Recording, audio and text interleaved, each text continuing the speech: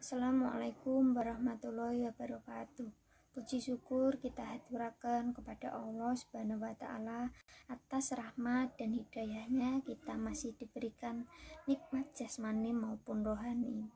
Tak lupa pula sholawat serta salam kita sanjungkan kepada baginda Muhammad Shallallahu Alaihi Wasallam yang telah membawa kita dari zaman kegelapan ke zaman terang benderang saat ini. Sebelumnya, saya berterima kasih kepada Bapak selaku dosen pengampu fikih ibadah atas kesempatan yang telah diberikan. Baiklah, untuk mempersingkat waktu, saya akan membawakan sebuah ceramah yang berjudul Ikhlas Beribadah dalam Kehidupan. Pengertian ibadah. Ibadah secara etimologi berasal dari kata bahasa Arab, yaitu abidah, ya'budu, abdan, ibadatan, yang berarti taat, tunduk, patuh, dan merendahkan diri. Kesemua pengertian itu mempunyai makna yang berdekatan. Seseorang yang tunduk, patuh, dan merendahkan diri di hadapan yang disembah disebut abid atau yang beribadah. Kemudian, pengertian ibadah secara terminologi atau secara istilah adalah menurut ulama tauhid dan hadis, ibadah yaitu mengesahkan dan mengagungkan Allah sepenuhnya serta menghinakan diri dan menundukkan jiwa kepadanya. Dan menurut para ahli di bidang akhlak mendefinisikan ibadah sebagai berikut: segala bentuk ketaatan badaniyah dan melaksanakan segala bentuk syariat atau hukum. Nabi Shallallahu Alaihi Wasallam juga bersabda, ibadah itu 10 bagian, 9 bagian daripadanya terletak dalam mencari harta yang halal. Hadis riwayat Al-Suyuti. Jadi, ibadah adalah semua yang mencangkup segala perbuatan yang disukai dan diridhoi Allah Subhanahu wa taala, baik berupa perkataan maupun perbuatan, baik terang-terangan maupun tersembunyi dalam rangka mengagungkan Allah Subhanahu wa taala dan mengharapkan pahalanya. Fungsi ibadah ada 3 aspek fungsi ibadah dalam Islam. Yang pertama, mewujudkan hubungan antara hamba dengan Tuhannya. Mewujudkan hubungan antara manusia dengan Tuhannya dapat dilakukan melalui muqarabah dan khudlu. Orang yang beriman dirinya akan selalu merasa diawasi oleh Allah. Ia akan selalu berupaya menyesuaikan segala perilakunya dengan ketentuan Allah Subhanahu wa taala. Dengan sikap itu, seseorang muslim tidak akan melupakan kewajibannya untuk beribadah. Demikianlah ikrar seorang muslim seperti tertera dalam Al-Quran surat Al-Fatihah ayat 5. Iyyaka na'budu wa iyyaka nasta'in.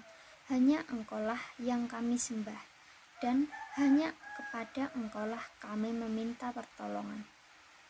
Yang kedua, mendidik mental dan menjadikan manusia ingat akan kewajibannya. Dengan sikap ini, setiap manusia tidak akan lupa bahwa dia adalah anggota masyarakat yang mempunyai hak dan kewajiban untuk menerima dan memberi nasihat.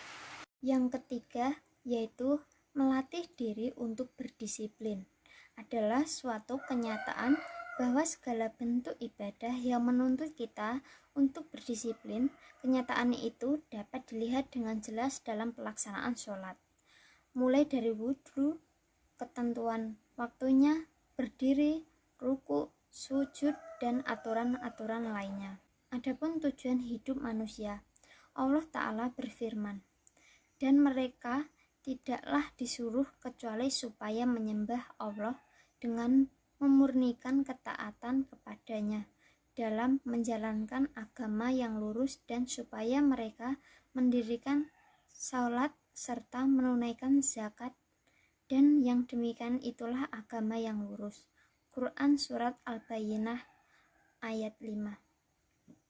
Di dalam tujuan hidup, pastinya ada keikhlasan dalam diri seseorang. Yang kata ikhlas, kata yang tak asing lagi untuk didengar.